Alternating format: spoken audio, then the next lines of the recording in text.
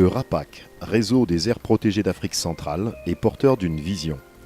Une Afrique centrale dotée d'un réseau d'aires protégées garantissant la représentativité, la conservation et une meilleure valorisation de sa biodiversité pour les générations présentes et futures. Le RAPAC a le mandat de la COMIFAC pour la promotion et la création des complexes transfrontaliers. C'est à ce titre que 6 complexes ou aires protégées transfrontalières ont été implantés.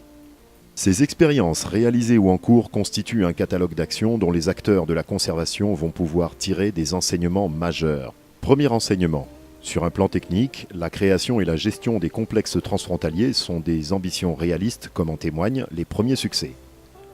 Autre enseignement. Le processus de gestion transfrontalière a plus de chances de succès lorsque la demande de coopération provient du terrain, à savoir des populations ou des gestionnaires locaux des aires protégées.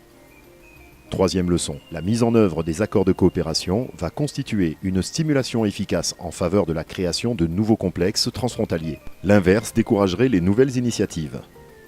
Enfin, le montage du mécanisme de financement du complexe trinational de la Sangha doit être vulgarisé en vue de sa capitalisation.